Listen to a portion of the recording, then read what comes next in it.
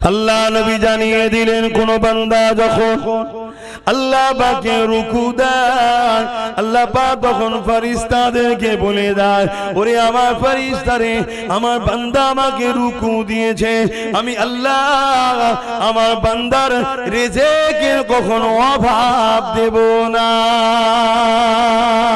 এ যুবকেরা, তরুণীরা, বাপেরা, কোন বান্দা যখন সিজদা করে আমার আল্লাহ বা ফেরেশতাদেরকে বলে, ওরে আমার ফেরেশতারে, আমি আল্লাহ আমাকে ওরা দেখে না, বিল গায়েব না দেখে ঈমান এনেছে, আমি আল্লাহ সাক্ষী তোদেরকে রেখে দিলাম, আমি আল্লাহ আমার সিজদাকারী বান্দা বান্দি দিগকে অবশ্যই আমার জান্নাতে নিয়ে এসে আমার দিদারটা দিয়ে দেব।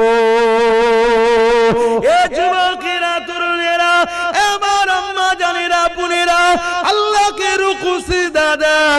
হযরত মুসা আলাইহিস সালাম আল্লাহ পাকের সঙ্গে তুর পাহাড়ে কথা বলতে গেলে, কথা বলার পর আল্লাহ পাককে বলতে লেগেছে, ও রব্বি আল্লাহ পাক, আপনি আমার সঙ্গে কথা বলছেন, এই জমিনের উপরে আর কি কারো সঙ্গে কথা বলবে? আল্লাহ পাক বলেছিল, মুসা, আমার একদল বান্দা বান্দি আছে যারা আমি আল্লাহ আমার সঙ্গে কথা বলবে। এ মুসা, শুধু কথা বলবে তা নয়, তুমি কথা বলতে গেলে বেশি সময় পাও না, তারা যতক্ষণ খুশি কথা বলতে পারবে। এ মুসা রে, তুমি কথা বলতে গেলে তুর পাহাড়ে তোমাকে আসতে হয়, তারা যখন আমার সঙ্গে কথা বলবে তাদেরকে তুর পাহাড়ে কোনো জায়গায় আসতে লাগবে না, যে কোনো পবিত্র জায়গাতে আমি আল্লাহ আমার সঙ্গে কথা বলতে পারবে। ও হযরত মুসা রে, তুমি আমার সঙ্গে কথা বলছো, তোমার আমার বিচখানে কতটা দূরত্ব? 70,000 নূরের পর্দা রয়েছে, একটা পর্দা থেকে আর একটা পর্দা 10,000 বা 70,000 বছরের রাস্তা। ও হযরত মুসা রে, আমার একদল স্পেশাল বান্দা বান্দি রাখা আছে, তারা যখন আমার সঙ্গে কথা বলবে তাদের আর আমার বিচখানে কোনো পর্দা থাকবে না, 70,000 নূরের পর্দা সরিয়ে দেওয়া হবে, একদম কাছে কাছে, সামনাসামনি, কাছে কাছে কথা বলতে লাগবে। হযরত মুসা আলাইহিস সালাম বললেন, আল্লাহ পাক আমাকে সেই বান্দা দিয়ে দলভুক্ত করো। আল্লাহ বলল, হবে না, আমার স্পেশাল রাখা আছে। আল্লাহ পাক, তবে কি জানতে পারি তারা কারা হবে? আমার আল্লাহ পাক জানিয়ে দিলেন, ও হযরত মুসা, তারা হলো আমার বন্ধু নবী মুহাম্মদ রাসূলের উম্মত, উম্মতি হবে। তারা যখন নামাজ পড়বে আমি আল্লাহ আমার জন্য দাঁড়াবে, যেখানে খুশি দাঁড়াতে পারে। এই জমিনকে আমাদের জন্য মসজিদ বানিয়েছে, তবে জামাতের জন্য আমরা বাইতুল্লাহ আল্লাহর ঘর বানিয়েছি, কেননা ওখানে নির্দিষ্ট জায়গাতে আমরা একত্রিত হয়ে পড়ব, 27 গুণ সওয়াবটা বেশি পাবো। কিন্তু মনে রাখবে, যে কোনো পবিত্র জায়গায় দাঁড়িয়ে যে খুশি যেখানে খুশি নামাজ পড়তে পারে, কারণ এই জমিনটা হলো আল্লাহ আমাদের জন্য মসজিদ বানিয়ে দিয়েছে। ওই নামাজে যখন তুমি আমি দাঁড়িয়ে যাব, আল্লাহু আকবার বলে নিয়ত করে, তখন 70,000 নূরের পর্দা সরিয়ে দিয়ে আল্লাহ পাক কুদরতি ভাবে একেবারে কাছে চলে আসে। আল্লাহ নবী তাই জানিয়ে দিলে, এ আমার উম্মত, উম্মতি রে, তোরা যখন মাথাটা নত করবি, তোদের কপালটা মাটিতে পড়লে মাটি থাকে, তোদের কপালটা মার্বেলে নামাজ পড়লে মার্বেল থাকে, কিন্তু আমি মুহাম্মদ রাসূল বলে দিয়ে যা, তোদের কপালটা আমার আল্লাহ পাকের কুদরতি কদমে পড়ে যায়। আরো জোরে বলুন সুবহান।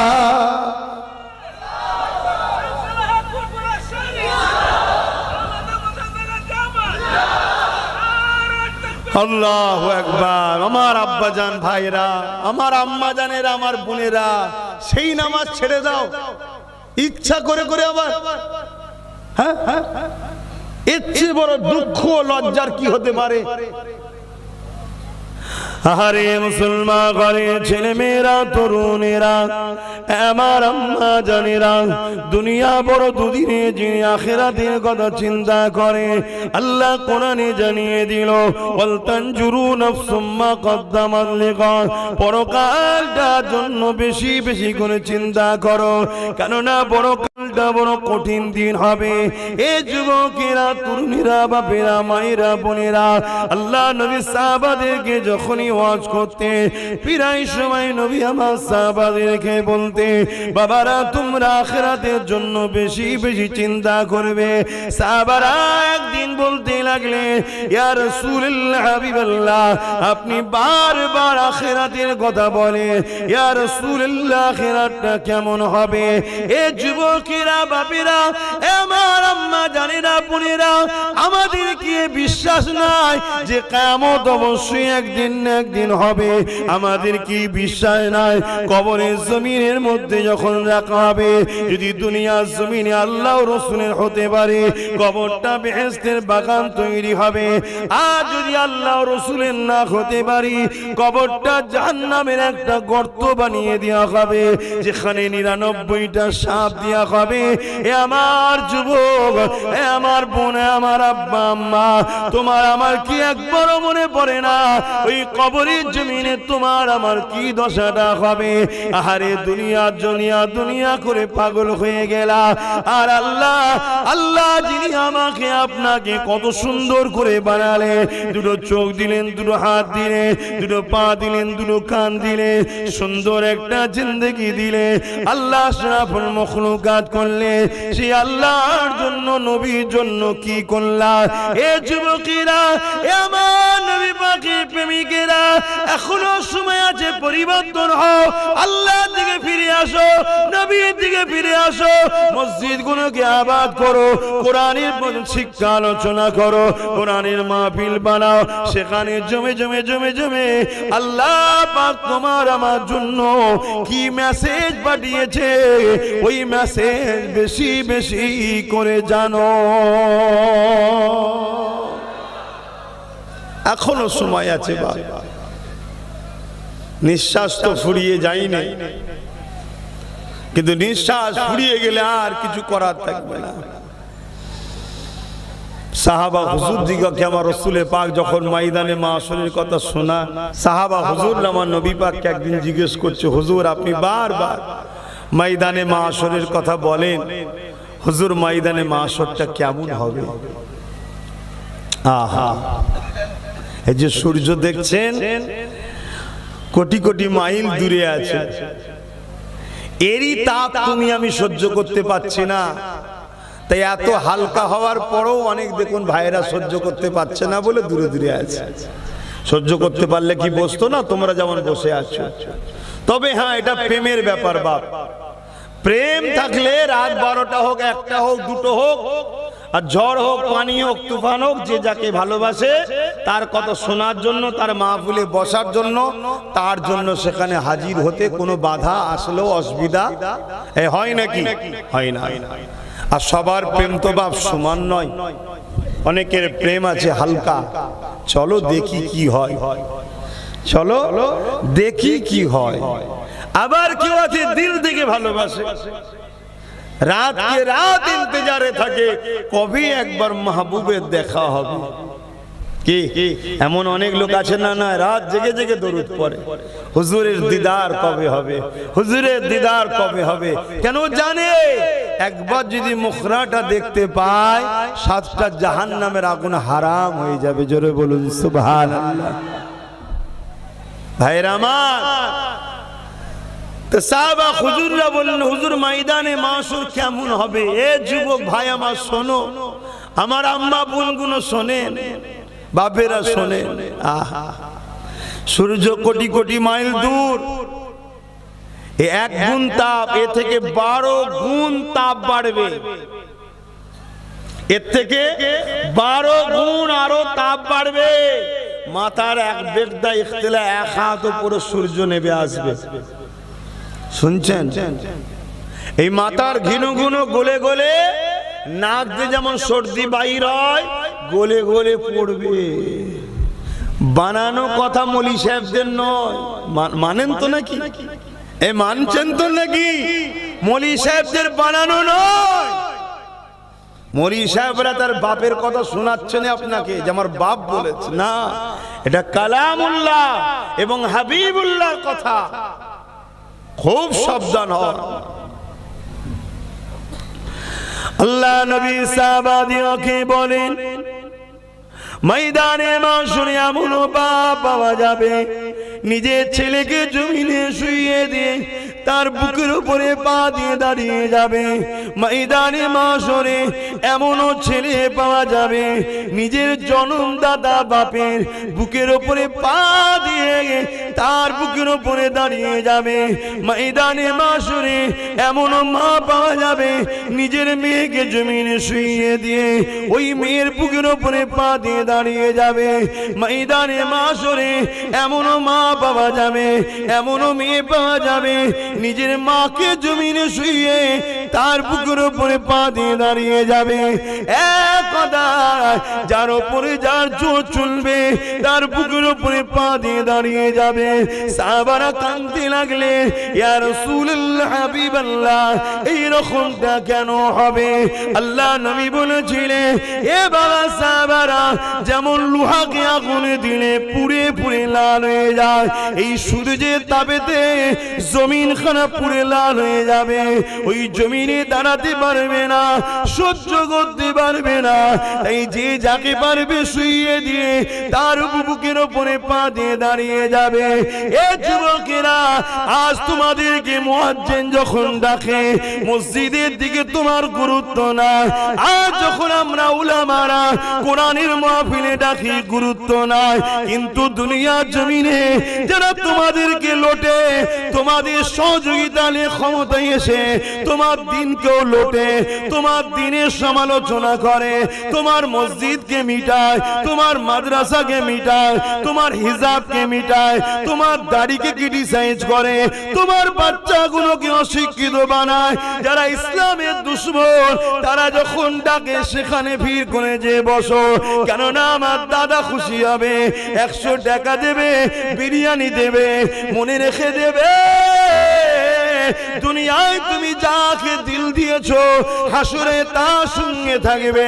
কিন্তু দুনিয়ার জমিনে আমরা আল্লাহর জন্য, নবীর জন্য, কোরআনের জন্য, দ্বীনের জন্য, সত্যের জন্য, ইনসাফের জন্য যারা এই কষ্ট করে করে মসজিদে যায়, ফজরের সময় 5 ওয়াক্ত যায়, মাদ্রাসা বানায়, ওখানে দ্বীনের তালিম শিক্ষা অর্জন করে। অনেকে বলে, মোল্লা মৌলভী সাহেব হয়ে কি করবি তোরা? এরপরও তারা পিছিয়ে যায় না। অনেকে আবার দানও করে, অনেকে আবার বলে দান করে কি পাবি, এরপরও তারা দান করে যায়। মনে রাখবেন এক কথাই, যারা আল্লাহ ও রাসূলের পক্ষে থাকবে পরকালে তাদের জন্য আমার আল্লাহ বাকি যথেষ্ট। আরো জোরে বলুন সুবহান। আমার আব্বা জানেরা, বাপেরা, ভাইয়েরা, মায়েরা, বোনেরা খুব ভালো করে বোঝেন, আল্লাহ আমাদেরকে দুনিয়ায় পাঠিয়েছে তিনাকে রাজি করার জন্য, তিনার দাসত্ব করার জন্য, তিনার কথা মতো চলার জন্য। আর তিনার কথা, তিনার দাসত্ব কি? আল্লাহ সেটা কোরআন পাঠিয়ে জানিয়েছেন, এবং কোরআনটা বুঝাবার জন্য, জানাবার জন্য দয়াল নবী, রহমতের নবীকে আল্লাহ পাঠিয়েছেন। জোরে বলুন সুবহানাল্লাহ। অতএব আমার আব্বা ভাইয়েরা, কিয়ামত বড় কঠিন হবে, ময়দানে মাশর বড় কঠিন হবে। ওই মাহফিলে যখন আল্লাহ নবী আলোচনা করছিলেন, একটা খুব সুন্দর কথা, একটা হাদিস আপনাদের শোনাই। কমসে কম যাদের আশিক মানুষ, যারা ভালোবাসার মানুষ, আল্লাহ নবী ও আহলে রাসূলদের ঘরে এবং আহলে বায়াতদের ঘরে সাহাবা হুজুরদেরকে যারা ভালোবাসে, তাদের জন্য এটা খুব ভালো মেসেজ। ওই মজলিসে হযরতে শেরে খোদা মাওলা আলী কারামুল্লাহ ওয়াজহু উনিও বসেছিলেন। বলুন সুবহানাল্লাহ। আল্লাহ নবী যখন এই কথা বলছেন যে ময়দানে মাশর এত কঠিন হবে, হযরতে মাওলা আলী শেরে খোদা রাদিয়াল্লাহু তাআলা আন হুজুর উঠে দাঁড়িয়ে বললেন, ইয়া রাসূলুল্লাহ, হুজুর আপনি যদি ইজাজত দেন আমি কিছু কথা বলবো। আল্লাহ নবী বললেন, বলো। হুজুর, এই কঠিন দিনে আমাদের কি হবে? আমাদের কি হবে? আল্লাহ নবী বলেছিলেন, শোনো আলী, তুমি আমি, ভালো করে শুনবে, তুমি আমি হাসান হোসেন আর ফাতেমা আল্লাহর আরশের ওই উপরে ওই দিন জান্নাতি খানা খাবো। জোরে বলুন সুবহানাল্লাহ, আরো জোরে বলুন সুবহানাল্লাহ। নারী দিবে আহা, তুমি আমি হাসান হোসেন ফাতেমা জাহরা 5 পাঞ্জাতন, আমরা জান্নাতি খানা খাবো আল্লাহর আরশ আজিমের উপরে। আমাদের জন্য বিচারের দিন, আহলে বায়াতদের জন্য, রাসূলের জন্য, হাসান হোসেন খাতুনে জান্নাতের জন্য ওদিন মেহমানদারির দিন থাকবে। জোরে বলুন সুবহানাল্লাহ। আমরা তো সেসব মানুষ তিনাদেরকে আস্তে আস্তে ভালোবাসাটাও ছেড়ে দিয়েছি। আছে আপনাদের অন্তরে মহব্বত, হাসান হোসেন হুজুরের মহব্বত আছে? হাত তুলে সাক্ষী দেন মহব্বত আছে? জোরে লম্বা করে হাত তুলে মহব্বত আছে? আহলে বায়াতদের ভালোবাসেন, খাতুনে জান্নাতকে পিয়ার করেন? আলহামদুলিল্লাহ। মনে রাখবেন, আপনারা কোন আকীদার মধ্যে আছেন জানি না, তবে বড় পাওয়ারের সাথে বলছি, যাদের দিলে পাক পাঞ্জাতনের মহব্বত নেই, হাসান হোসাইনের মহব্বত নেই, খাতুনে জান্নাতের মহব্বত নেই, ভালোবাসা নাই, ও দিলে ঈমান নাই, জান্নাত যেতে পারবে না তারা কোনোদিন।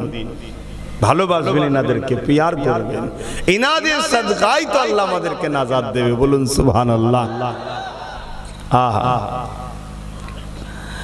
হযরত আলী সঙ্গে সঙ্গে আরেকটা কথা জিজ্ঞাসা করলেন, ইয়া রাসূলুল্লাহ, হাবিবাল্লাহ, হুজুর আমাদের ভালোবাসার মানুষরা কোথায় থাকবেন?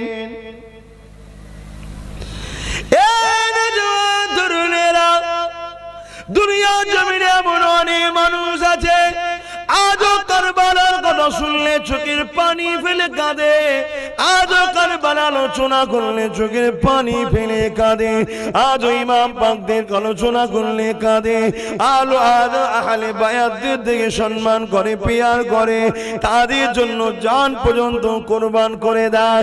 এই যুবকেরা, তরুণীরা, বাপেরা, এই হযরত মাওলা আলী শেরে খোদা রাদিয়াল্লাহু তাআলা জিজ্ঞাসা করলে, ইয়া রাসূলুল্লাহ, হাবিবাল্লাহ, ওই ময়দানে মাশরে আমাদের ভালোবাসার মানুষ যারা দুনিয়ায় আমাদের জন্য কেঁদেছিল, দুনিয়ায় আমাদের আলোচনা করেছিল, দুনিয়ায় আমাদেরকে পিয়ার করেছিল, দুনিয়ায় আমাদের উপরে দরুদ পড়েছিল, ওয়ালা আলে মুহাম্মদ পড়েছিল, দুনিয়া জমিনে আমাদের জন্য, দুনিয়ায় যারা আমাদের বিরোধী ছিল তাদের বিরুদ্ধে সংগ্রাম লড়াইও করেছিল, ইয়া রাসূলুল্লাহ, হাবিবাল্লাহ, ময়দানে মাশরের দিনে তারা কোথায় থাকবে?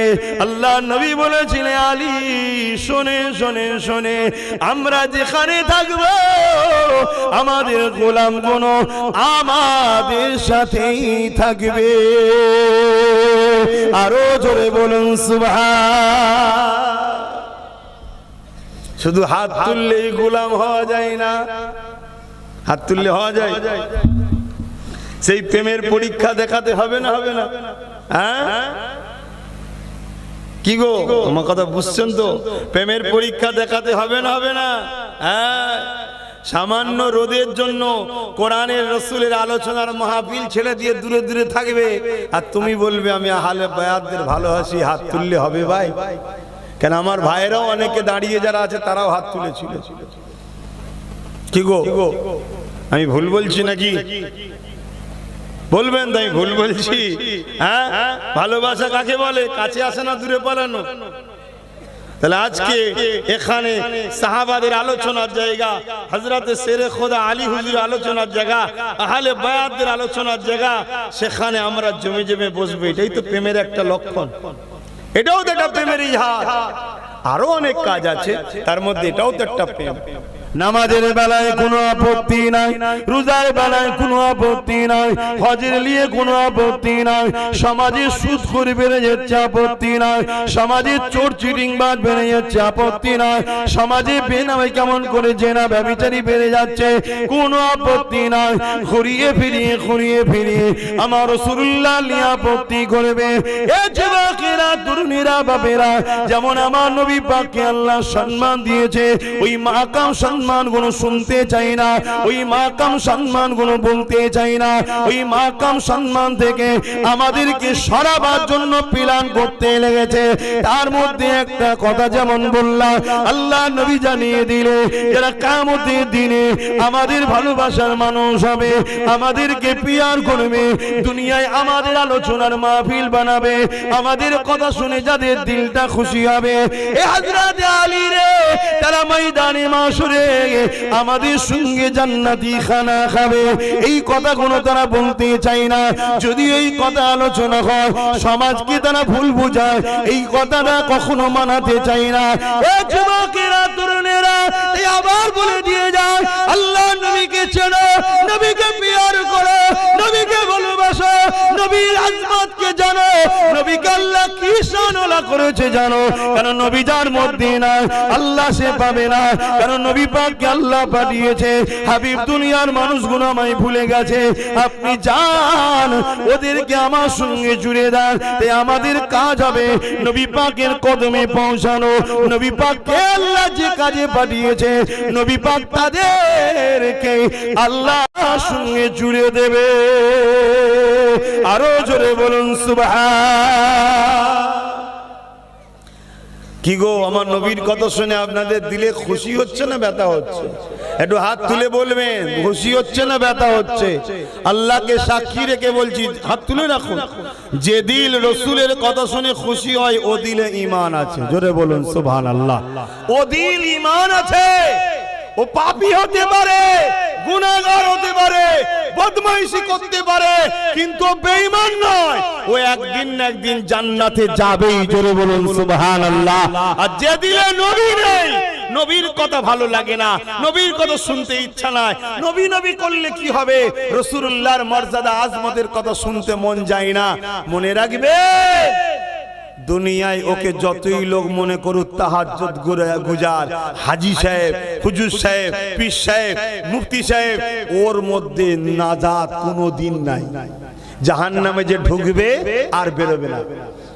আর ভুল করেছে, কিন্তু নবীর প্রেম ভালোবাসা আদব মর্যাদা রয়েছে, জাহান্নামে ঢুকবে, আল্লাহ ঈমানের জন্য বার করবে একদিন। জোরে বলুন সুবহানাল্লাহ। আর আল্লাহ পাক নাও ঢুকাতে পারে আবার। কেন? কিয়ামতের দিন রসুলে পাক দাঁড়াবে না, দাঁড়াবে না। আরে বলুন হ্যাঁ কি না? আরে মানেন হ্যাঁ কি না?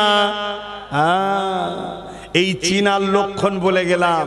কিছু মানুষ দেখবেন সমাজে রসুলের শাফাআত নিয়ে আমাদেরকে শিখাতে চাই না, নবীর শাফাআত শিখাতে চাই না। বড় দুঃখের বিষয়। এগুলো আমাদের লক্ষ্য ঈমানকে বার করলি। আমাদের ঈমান বেরোলে কি হবে ভাই? ওই যারা ইসলাম মিটাচ্ছে তারা আমাদের ঘরে জন্ম আঁকতে চাইবে, আমরা জিততে আর পারবো না। আর ঈমান থাকলে কানা খোঁড়া ল্যাংড়া যাই হই, ফতে আমাদেরই হবে। জোরে বলুন সুবহানাল্লাহ। আল্লাহ নবী, নবী দয়া নবী, নবী আমার আরশে আজিমের উপরে থাকবেন।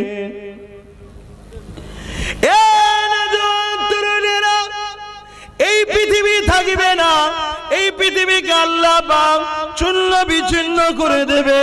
এই বিশাল বিশাল পাহাড় দেখছেন, এই পাহাড়গুলোকে আল্লাহ পাক উড়াবে, একটার সঙ্গে আর একটা চাপ করাবে, সব ভেঙে ধুলো মতো হয়ে যাবে। এই পৃথিবীকে আল্লাহ রাখবে না। কুল্লু মান আলাইহা ফান, সব কিছু আল্লাহ ফানা করে দেবে। এ যুবকেরা, তরুণেরা, কতদিন এইভাবে থাকবে কে জানে, আল্লাহ ছাড়া। এই সময় আমার আল্লাহ আওয়াজ দেবে, এ হযরত জিবরাইল ইসরাফিল রে, দুনিয়ার জমিনে যাও, আমার হাবিবকে যে উঠিয়ে নিয়ে আসো। এ নওজোয়ান তরুণেরা, বাপেরা, নওজোয়ানেরা, আমার নবী পাক আজও মদিনা রওজা মুবারকে তোমার আমার জন্য সিজদায় পড়ে গিয়ে আল্লাহ দরবারে এখনো কাঁদতেছে।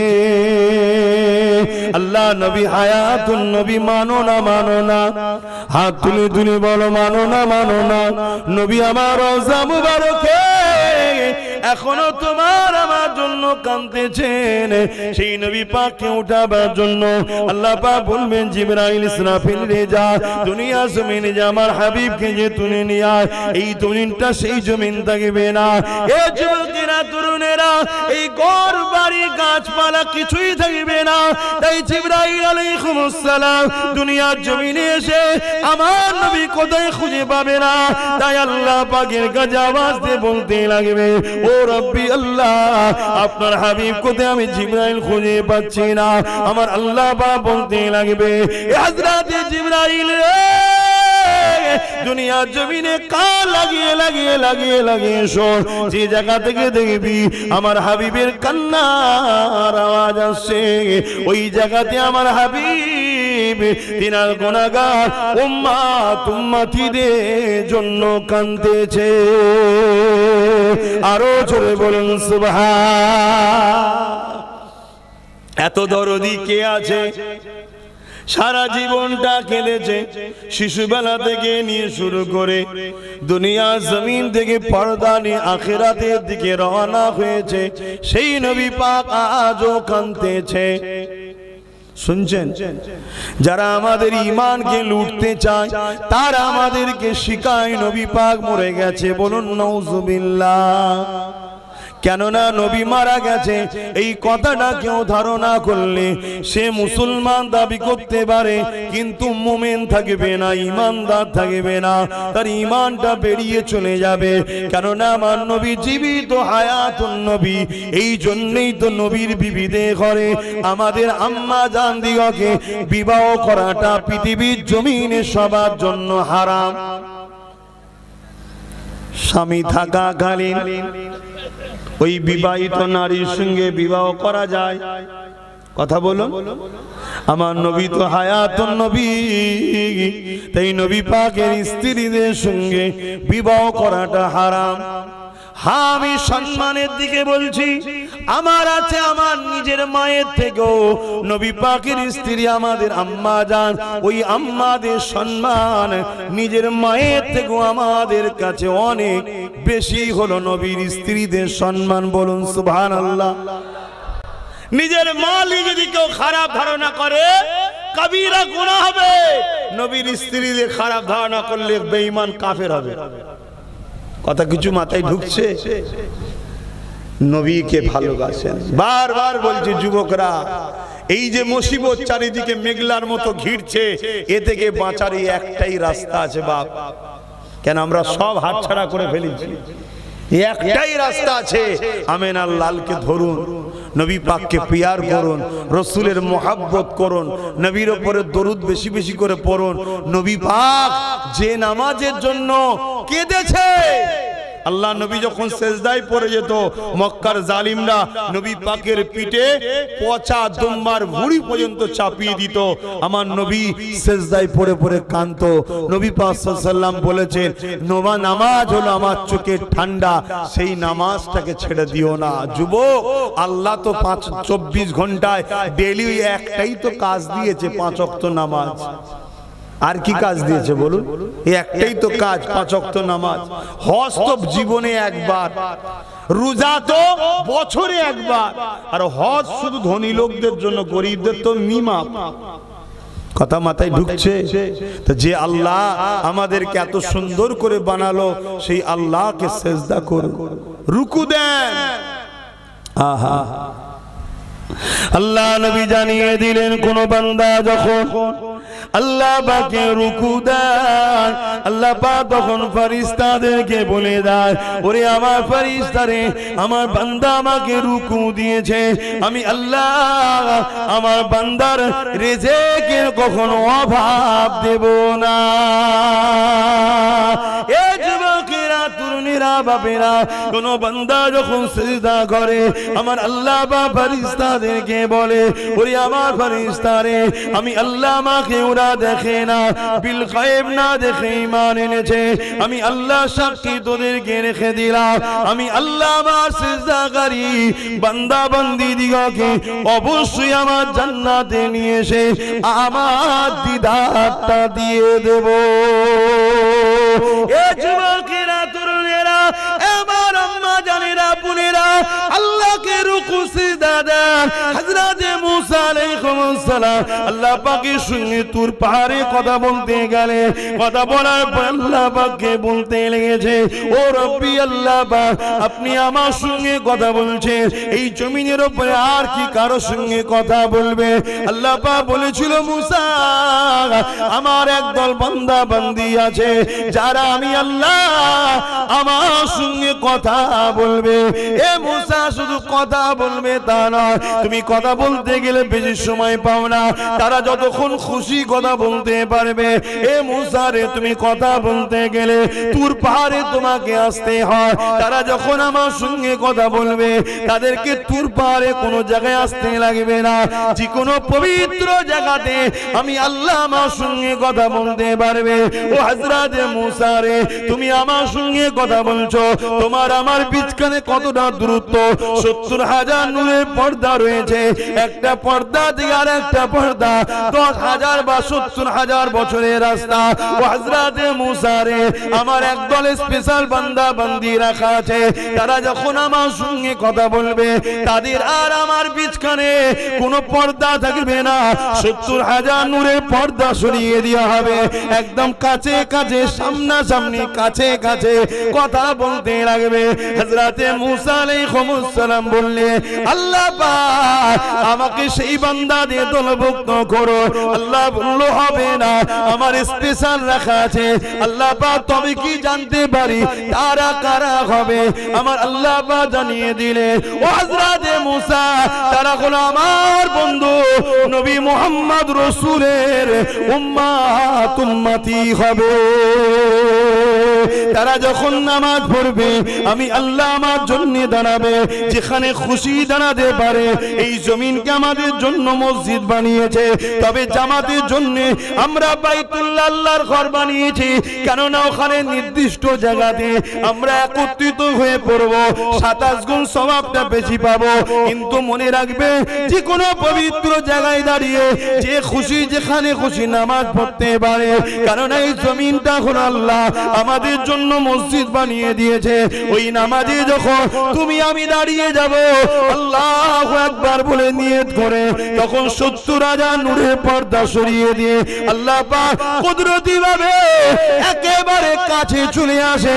আল্লাহ নবী তাই জানিয়ে দিলে, এ আমার উম্মত উম্মতি রে, তোরা যখন মাথাটা নত করবি, তোদের কপালটা মাটিতে পড়লে মাটি থাকে, তোদের কপালটা মার্বেলে নামাজ পড়লে মার্বেল থাকে, কিন্তু আমি মুহাম্মদ রাসূল বলে দিয়ে যা, তোদের কপালটা আমার আল্লাহ পাকের কুদরতি কদমে পড়ে যায়।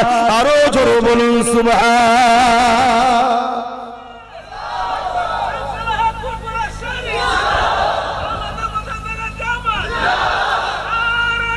আল্লাহু আকবার। আমার আব্বাজান ভাইরা, আমার আম্মা জানেরা, আমার বোনেরা, সেই নামাজ ছেড়ে দাও ইচ্ছা করে করে। আবার হ্যাঁ, এর চেয়ে বড় দুঃখ লজ্জার কি হতে পারে? যে আল্লাহ দুটো হাত দিল, দুটো পা দিল, দুটো চোখ দিল, দুটো কান দিল, কিডনি দুটো দিল, কোটি কোটি টাকার সম্পদ দিয়েছে ফ্রিতে। তুমি নিজেকে হিসাব করো, তোমার দুটো চোখের দাম কত, দুটো কিডনির দাম কত, তোমার হার্টের দাম কত, তোমার পায়ের দাম কত, তোমার হাতের দাম কত, তোমার চোখ দুটোর দাম কত, তোমার কান দুটোর দাম কত, সবচেয়ে বড় কথা তোমার দিমাগ, যে দিমাগ তো কখনো লাগাচ্ছ না, ওই দিমাগের দাম কত? যদি আল্লাহ মেন্টাল সমস্যা করত, ঘরের বাপ বা শিকল দিয়ে বেঁধে রাখতো, কেন? তুমি পাগল, মেন্টাল তোমার খারাপ আছে। আল্লাহ তা করেনি, সুস্থ করেছে। একটু ভাবো, যদি না ভাবো তো পরিবর্তন হবে কি করে? আগামী দিন বড় কঠিন দিন আসছে বাপ। সুখের হাওয়া আল্লাহ লাগাচ্ছে, আল্লাহ ভুলে গেলে? হ্যাঁ, আমি জানি না আমার কথায় আপনারা যুবকরা বেজার হচ্ছেন কিনা, কষ্ট পেচ্ছেন আমার ভাইগুলো। ভালোবাসি বলে বোঝাচ্ছি, এখনো সময় আছে। তওবা করো, ফিরে আসো, আল্লাহর ঘরগুলোকে আবাদ করো, আল্লাহকে সিজদা দাও। তবে মনে রাখবে, আসসালাতু মিরাজুল মুসলিমিন নয়, আসসালাতু মিরাজুল মুমিনিন। মুসলমান আলাদা জিনিস, মুমিন আলাদা জিনিস। প্রত্যেকটা মানুষ জন্ম হয় মুসলমান হয়ে। প্রত্যেকটা মানুষ জন্ম হয় কি হে? বলুন বলুন, মুসলমান। ওই মুসলমান ধরুন হচ্ছে পাসপোর্ট, মুসলমানটা কি পাসপোর্ট, ওতে ভিসা মাত্রই মুমিনের, অর্থাৎ মুহাম্মদ রাসূলের প্রেম ও আদবের। জোরে বলুন সুবহানাল্লাহ। মুসলমান তো সবাই, কিন্তু নামাজ মেরাজ স্বরূপ মুসলমানদের জন্য নয়। মুমিন মুমিনা যখন নামাজ পড়ে তখন তারা আল্লাহর দিদার স্বরূপ হয়। জোরে বলুন সুবহানাল্লাহ। ঈমান ঠিক করে নামাজ পড়ো, ঈমান ঠিক করে রোজা রাখো, ঈমান ঠিক করে হজ করো, আল্লাহ তোমাকে এক সেজদাতেই তার করে নেবে। দুনিয়া তোমাকে টানতে চাইলো, তোমার এই মাথাকে আর আল্লাহ থেকে সরাতে কেউ পারবে না। তোমার দিল মনে হবে দৌড় আমার লক্ষ টাকা লস হয় হোক গে যাক, আমি এখন নামাজটা পড়ে এসেছি। জোরে বলুন সুবহানাল্লাহ। ঈমান ঠিক করে পড়ো। আহা, আল্লাহ কত ভালোবাসে, কত পিয়ার করে, কত মহব্বত করে আল্লাহ। আজকে দুপুর বেলা খাওয়া হয়েছে না হয়নি বলুন? বলুন। আল্লাহ খাইয়েছে। কে খাইয়েছে? আল্লাহ। আপনারা অনেকে মনে করতে পারে আরে আমি মেহনত করেছি তাই তোমার শরীরটাকে সুস্থ কে রেখেছে। মেহনত করার ক্ষমতা কে দিয়েছে? অনেক লোক মেহনত করার পরেও ঘরে ফিরতে পারে না, রাস্তায় অ্যাক্সিডেন্ট করে মরেও যায়। তোমাকে সুস্থ নিয়ে এসছে কে? কোন দিক দিয়ে তুমি তোমার আল্লাহকে অস্বীকার করবে? অতএব সেই আল্লাহ তোমাকে তো কিচ্ছু কাজ দেয়নি বাপ, শুধু বলেছে 5 বার আমার কাছে আসবি, অর্থাৎ আমাকে সেজদা করবি, আর আমার পক্ষ থেকে মুয়াজ্জিন তোকে ডাকবি, আল্লাহু আকবার আল্লাহু আকবার 5 বার ডাকবে, তুই চলে আসবি। আল্লাহ মহান, আল্লাহ সব থেকে বড়, আল্লাহ মহান, আল্লাহ সব থেকে বড়, তোকে ডাকবে, আসবি, এসে আমাকে সেজদা দিবি, রুকু দিবি, তাসবিহ পড়বি। আর নামাজ যখন পড়বেন ওই নামাজের মধ্যেই আবার আল্লাহ আমাদেরকে নবী চিনিয়ে দিচ্ছে। জোরে বলুন সুবহানাল্লাহ। চিনাচ্ছে না চিনাইনি? বলুন। নামাজ কার জন্যে? নামাজ কার জন্যে? আরে জোরে জোরে বলবেন তো। নামাজ কার জন্যে? শুধুমাত্র আল্লাহর জন্যে। কার জন্যে? আল্লাহর জন্যে। নামাজে কেরাত পড়া হয় কার জন্যে? তো সূরা ফাতিহা বা অন্য সূরা মিলান কার জন্য? একটু সারা দেন। রুকু দেন কার জন্যে? রুকুতে যে তাসবিহ পড়েন সুবহান রাব্বিল আযীম কার জন্যে? সেজদা দেন কার জন্যে? সেজদায় যে তাসবিহ পড়েন কার জন্যে? সুবহান রাব্বিল আলা কার জন্যে? আমরা যখন বলি সুবহান রাব্বিল আলা, আল্লাহ বলে ফারিস্তারে দেখ কত গুনাহ করে এসেছে, আর এসে বলছে আল্লাহ আপনি সব থেকে বড় পবিত্র। জোরে বলুন সুবহানাল্লাহ। আল্লাহ আপনি সব থেকে বড় পবিত্র, অথচ সব গুনাহ করেছে। বলে না বলে গুনাহ করেছি না করিনি? আল্লাহ বলে হ্যাঁ ফারিস্তারে এত গুনাহ করে আমাকে সব থেকে বড় পবিত্র বলছে, আমার পবিত্রতার গুণগান গাইছে। ফারিস্তা আমি আল্লাহ ওদেরকে আজ ছেড়ে দিতে পারি না রে, যা সাক্ষী থাক আমি আল্লাহ ওদের গুনাহগুলো মাফ করে ওদেরকেও পবিত্র বানিয়ে দিলাম। জোরে বলুন সুবহানাল্লাহ। আরো জোরে জোরে বলুন সুবহানাল্লাহ। আহা সুবহান রাব্বিয়াল আলা। কার জন্যে? আল্লাহর জন্যে। বলুন কার জন্যে? আল্লাহর জন্যে। কার জন্যে? আল্লাহর জন্য। একটা বাহানায় আল্লাহ বলাচ্ছি না বলাইনি? আপনারা বিরক্ত হচ্ছেন, কি করব বাপ, আমাদের কাজই তো, আমাদের কাজই তো তোমাদেরকে রসুলের প্রেমিক বানানো, আল্লাহর প্রেমিক বানানোর চেষ্টা করছি। তাই একবার আল্লাহ বলালে বাহানায় চাপে পড়ে হোক যাই হোক, বারবার বলি হোক, একবার যদি বলো আল্লাহ অমনি 40টা আল্লাহ নেকি দেয়। জোরে বলুন সুবহানাল্লাহ। তাই বলাচ্ছি সুবহান রাব্বিয়াল আলা। কার জন্য বলেন? আল্লাহর জন্য। তাহলে রুকু আল্লাহর জন্য, সিজদা আল্লাহর জন্য, তাসবিহ আল্লাহর জন্য, সূরা ফাতিহা আল্লাহর জন্য, কিয়াম আল্লাহর জন্য, সব আল্লাহর জন্য করলাম। এবারে বৈঠকে বসে আছি, নামাজ থেকে ফারিগ হব। আল্লাহ বলছে বাড়ি বান্দারে, ওরে আমার বান্দিরে, তুই কি চাস তোর নামাজটা আমি আল্লাহ কবুল করে নি, তোর রুকু কবুল করি, তোর সিজদা কবুল করি, তোর কিয়ামটা কবুল করি, তোর তাসবিহটা কবুল করি? জি আল্লাহ কবুল করলেন, কবুল করলেন।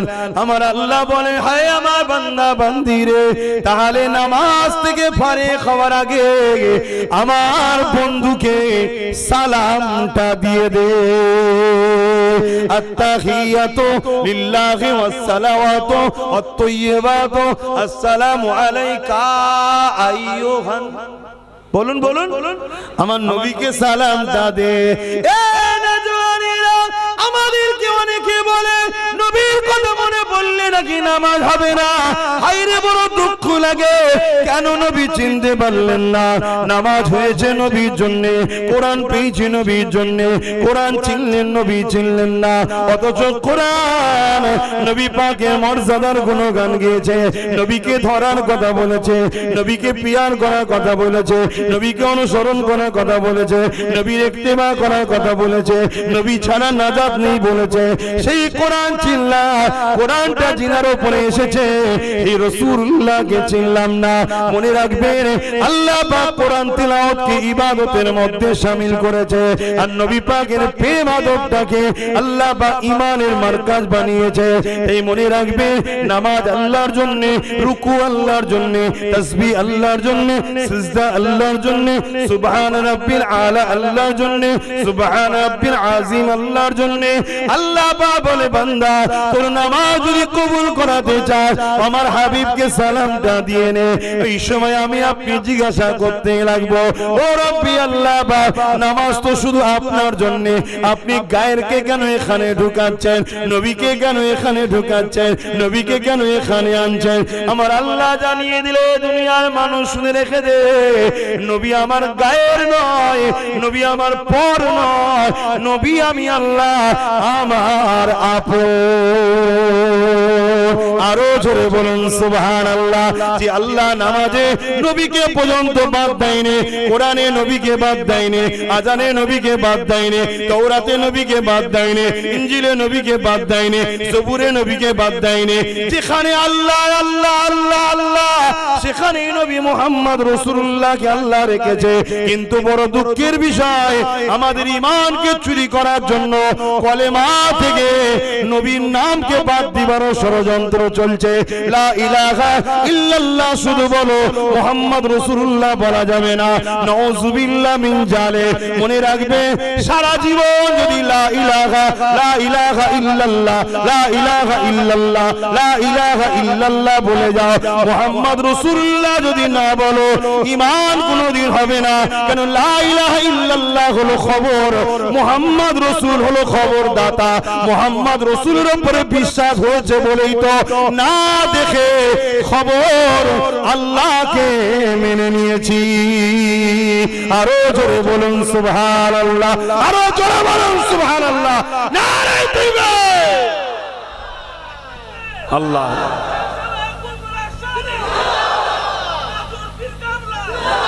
শুনছেন, শুনছেন? একটা মানুষ পাহাড় পরিমাণ, পৃথিবী পরিমাণও যদি গুনাহ করে, যদি ঈমান নিয়ে সে কবরে যায়, ওর নাজাত আছে না নাই? আছে। গুনাহ করেছে, গুনাহ শাস্তি মেয়াদ আছে, আল্লাহ সে শাস্তি দেবে, জেল দেবে, খাটাবে, শাস্তি দেবে। কিন্তু ও নাগরিক হওয়ার জন্য ওকে আবার দেশ ছেড়ে দেবে। কি আমার দেশেও শাস্তি আছে না নাই? কিন্তু নাগরিক যদি না হয়, তাকে ছাড়বে নাকি দেশ? তাড়িয়ে দেবে। তা আমরা যদি আল্লাহ রাসূলের মহব্বত, ভালোবাসা, আদব যেটা আল্লাহ করতে বলেছে আমার নবীকে, সে জায়গায় যদি আমাদের ঘাটতি হয়ে যায়, তাহলে নাজাত নাই। মনে রাখবেন, তার নমুনা প্রেম আমাদেরকে দিতে হবে। রোদ হোক, পানি হোক, ঝড় হোক, তুফান হোক, যেখানে নবীর কথা হবে ওই জায়গায় বসা অভ্যাস করুন। যেখানে রাসূলুল্লাহর আলোচনা হবে ওখানে জমে জমে বসা অভ্যাস করুন। কেন তুমি এসেছো? না, আমার রাসূলের কথা হবে, আমি যাকে ভালোবাসি তিনার আলোচনা হবে, তাই আমি শুনতে এসেছি। জোরে বলুন সুবহানাল্লাহ। এটা একটা প্রেমের বৈশিষ্ট্য। এই পৃথিবী যখন ধ্বংসের দিকে যাচ্ছিল, এই পৃথিবীর জমিনের উপরে মানুষগুলো যখন মানুষের সুরাতে খসলতে পশু থেকেও খারাপ হয়ে গিয়েছিল, নিজেদের মা গুলোর পর্যন্ত জোদাবরুকে লুটে নিত, নিজেদের বাপ গুলো বেটি গুলোকে জেন্ত জেন্ত পুঁতে দিত। বড়রা ছোটদেরকে কোনো সম্মান তো দূরের কথা, অন্যায় ভাবে তাদেরকে হত্যা পর্যন্ত করে দিত। ধনীরা গরিবদের কোমরে বেড়ি দিয়ে বাজারে দিনামে তুলে তাদেরকে বিক্রি করে দিত। এ যুবকেরা, বাপেরা, না জওয়ানেরা, আল্লাহ পাক আমার নবী পাককে দুনিয়া জমিনে পাঠালে এবং সাথে কালামুল্লাহ কোরআন শরীফকে পাঠালে। হাবিব দুনিয়া জমিনে গিয়ে এই ধ্বংস পৃথিবী ও আমার শ্রেষ্ঠ মখলুক মানুষগুলোকে আপনি বাঁচান, আপনি দুনিয়া জমিনে যান, আপনার দ্বারা এদেরকে আপনি দ্বীনের মেসেজটা দেন। এদেরকে কেন আমি আল্লাহ বানিয়েছি এই খবরটা এদের কাছে পৌঁছে দেন। এদের কাজ কি এদেরকে জানিয়ে দেন। এরা কোন রাস্তায় গেলে কামিয়াবি পাবে এদেরকে জানিয়ে দেন। এ যুবকেরা, তরুণীরা, বাপেরা, আল্লাহ নবী, নূর নবী, দয়ার নবী এই পৃথিবীর জমিনে আসলে 570 খ্রিস্টাব্দে 12 রবিউল আউয়াল সোমবার শুভে সাদেকের সময় আল্লাহ নবী দুনিয়া জমিনে এসে এই ধ্বংস পৃথিবীকে বাঁচাবার জন্য নবী আমার কাজ শুরু করলেন। এ নওজোয়ান তরুণেরা, এ নবী পাকের প্রেমিকেরা, আমাদের কাজ আপনাদের কাছে বাঁচার রাস্তাটা শুধু পৌঁছে দেওয়া। অর্থাৎ রাসূলে পাক যে সময় এসেছিলেন পৃথিবী অন্ধকারে আচ্ছন্ন হয়ে গিয়েছিল, পৃথিবী সন্ত্রাসদের কবলে চলে গিয়েছিল, পৃথিবীতে মানবরূপী পশুগুলো গরিবদের কোমরে বেড়ি পরিয়ে বাজারে নিলামে তুলে বিক্রি করত, পৃথিবীর নারীগুলোকে জেন্ত জেন্ত পুঁতে দিত, পৃথিবীতে খুন খারাপি, ধর্ষণ, ব্যভিচারী, অশান্তি ভরে গিয়েছিল। ইনসাফ বলে কিছুই ছিল না, ইনসানিয়াত বলে কিছু ছিল না, মানবতা বলে কিছু ছিল না। এক আল্লাহকে ভুলে গিয়ে 360টার অধিক নকল খোদার উপাসনা শুরু করে দিয়েছিল।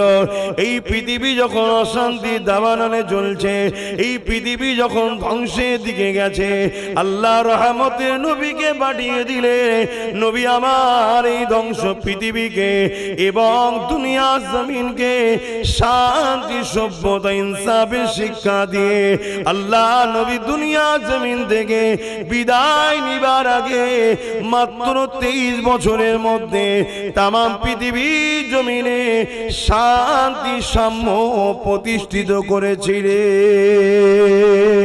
আরো জোরে বলুন সুবহান।